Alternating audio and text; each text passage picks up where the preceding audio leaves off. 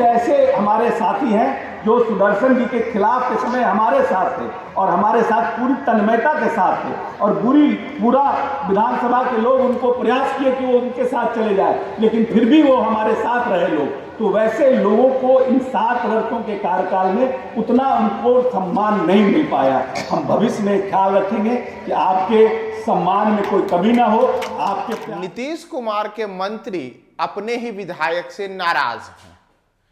एक और उपेंद्र कुशवाहा मुख्यमंत्री नीतीश कुमार से नाराज हैं, तो दूसरी ओर अब नीतीश सरकार के मंत्री अशोक चौधरी की नाराजगी विधायक सुदर्शन को लेकर देखने को मिली है। नमस्कार, मैं हूं प्रियदर्शन और आप देख रहे हैं न्यूज फॉर नेशन। और जदयू में चल रही नाराजगी की जिस बात को लेकर मैं सामने हूं वह है अशोक चौधरी और सुदर्शन को लेकर। दरअसल अशोक चौधरी और सुदर्शन दोनों ही जदयू के नेता हैं। अशोक चौधरी मौजूदा समय में नीतीश सरकार में मंत्री हैं, तो दूसरी ओर सुदर्शन बरबीघा विधानसभा क्षेत्र से विधायक हैं। और अगर अशोक चौधरी की माने तो वर्ष 2015 में पहली बार विधायक बने सुदर्शन को विधायक बनवाने में भी अशोक चौधरी ने अहम भूमिका निभाई थी, जो वर्ष 2015 में कांग्रेस के अध्यक्ष थे। जी हाँ, दरअसल अशोक चौधरी ने शेखपुरा में एक कार्यक्रम के दौरान सुदर्शन की कार्यशैली और कार्यकर्ताओं को साथ लेकर न चलने को लेकर बड़ा सवाल किया है। दरअसल अशोक चौधरी ने कल वो शेखपुरा गए थे और शेखपुरा में ही उन्होंने कहा कि सुदर्शन जो वर्ष 2015 में कांग्रेस में थे और उस दौरान अशोक चौधरी कांग्रेस के बिहार प्रदेश अध्यक्ष थे, उस समय अशोक चौधरी ने ही सुदर्शन को विधायक का टिकट दिलवाया और 2015 में बरबीघा विधानसभा क्षेत्र से सुदर्शन ने जीत हासिल की। लेकिन उसके बाद अशोक चौधरी का कहना है कि जब वर्ष 2017 में वे जदयू में शामिल हो गए तो सुदर्शन को भी उन्होंने वर्ष 2020 में जदयू का फिर से टिकट दिलवाया और वे फिर से जदयू विधायक के तौर पर जीते।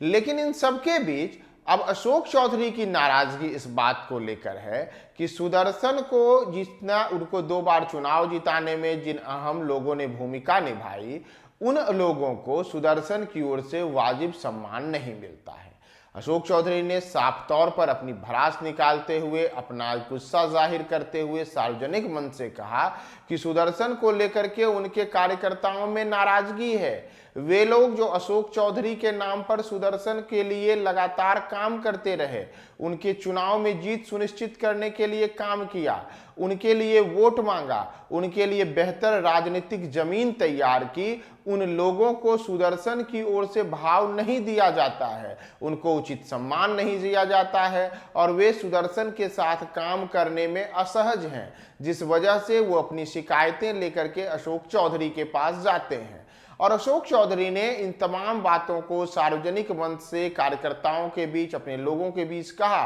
और नाराजगी व्यक्त करते हुए सुदर्शन की कार्यशैली पर बताया कि कैसे उनके साथ काम करने वाले लोग उनके साथ काम करने में असहज महसूस करते हैं। दरअसल शेखपुरा में जिस रैली को संबोधित करने के लिए गए थे अशोक चौधरी, वह एक एजुकेशन इंस्टीट्यूशन से जुड़ा हुआ कार्यक्रम था और उस कार्यक्रम को संबोधित करते हुए उन्होंने वहां पर मौजूद लोगों को सुदर्शन और उनके साथ के बीच चली रही तनातनी को सार्वजनिक तौर पर जाहिर किया और साफ तौर पर कहा कि सुदर्शन की जो कार्यशैली है उस कार्यशैली से कैसे जो पार्टी के कार्यकर्ता हैं, जो जमीनी तौर पर अशोक चौधरी के नाम पर सुदर्शन से जुड़े हुए हैं, उन लोगों को उचित सम्मान नहीं मिलता है। तो एक प्रकार से यह भी दिखा रहा है कि जदयू में नेताओं के बीच तनातनी का सिलसिला केवल उपेंद्र कुशवाहा और नीतीश कुमार के बीच तक ही सीमित नहीं है, बल्कि जदयू के एक धड़े में कई अन्य नेता भी हैं जो एक दूसरे से नाराज चल रहे हैं, एक दूसरे की कार्यशैली पर सवाल उठा रहे हैं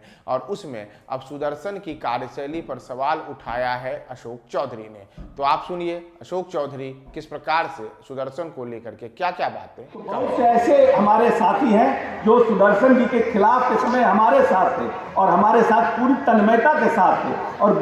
पूरा विधानसभा के लोग उनको प्रयास किए कि वो उनके साथ चले जाए, लेकिन फिर भी वो हमारे साथ रहे लोग। तो वैसे लोगों को इन 7 वर्षों के कार्यकाल में उतना उनको सम्मान नहीं मिल पाया। हम भविष्य में ख्याल रखेंगे कि आपके सम्मान में कोई कमी ना हो, आपके प्यार में कोई कमी नहीं हो। जिस तरह से सम्मान और प्यार आपने हमको देकर इतना ऊंचाई पर देने का काम किया है, उसी तरह से आपके प्रति भी मेरा समर्पण रहे और बरबीघा के विकास के प्रति जो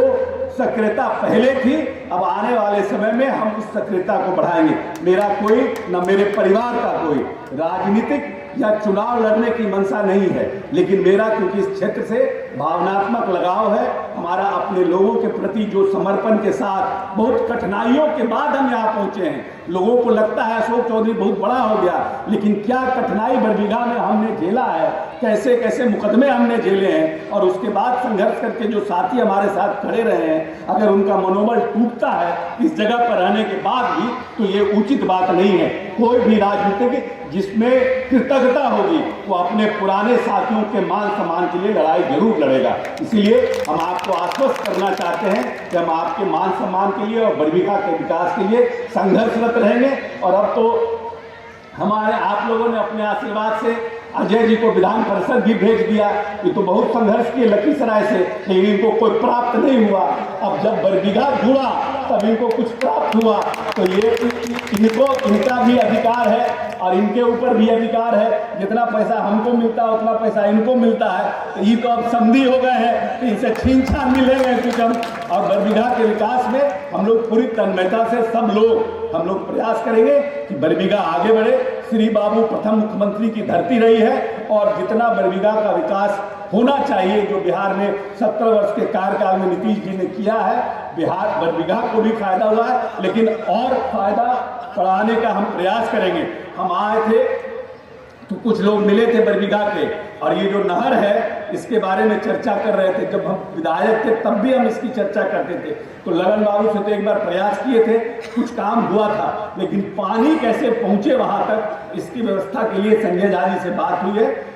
हम समझते हैं बजट सत्र के बीच में सैटरडे संडे को किसी दिन उनके साथ कार्यक्रम लेंगे, और जहाँ से ये नहर चलता है वहाँ से लेकर के जहाँ तक नहर खत्म होता है, इसकी पूरी हम लोग सर्वे करेंगे इसको। और ये मेरा प्रायोरिटी है कि इस 5 वर्ष के कार्यकाल में सब नहीं थी, सामाजिक लोग और जो आंदोलन से लोग आए थे, जो लोग आज़ादी की लड़ाई लड़ रहे थे, उन लोगों ने शिक्षा प्राप्त नहीं किया था। उस समय अंग्रेजों का राज था, बहुत लोगों को शिक्षा दी नहीं जाती थी, लेकिन अब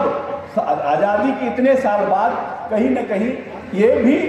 कहीं न कहीं इनकॉर्पोरेट होना चाहिए कि जो शिक्षित लोग, जो पढ़ लिख करके लोग आए हैं, उनको भी शिक्षा में अगर MLA MP बनना है तो कम से कम ये आधारता होनी चाहिए। ये भी एक चर्चा का विषय आने वाले समय में होना चाहिए, मैं मानता हूँ। और इन्हीं चंद शब्दों के साथ हम सभी लोगों को धन्यवाद देते हैं। समय कम है और भी आगे हम लोगों को जाना है, लेकिन बरबीघा आज मैं जो कुछ भी हूँ,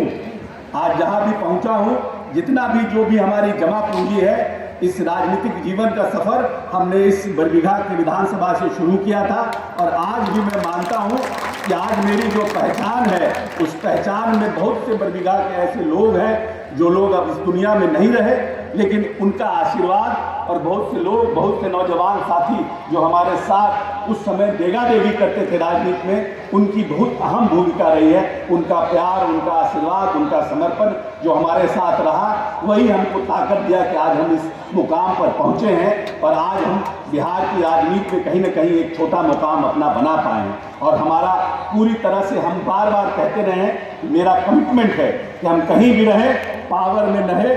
में नहीं रहें, लेकिन अब आपके आशीर्वाद से ऐसे जगह पे पहुंच गए हैं कि पावर में नहीं भी रहेंगे तो कम से कम बरबीघा के विकास करने के लायक हम सक्षम रहेंगे। और मैं ये आपको विश्वास दिलाता हूँ कि बरबीघा के प्रति कुछ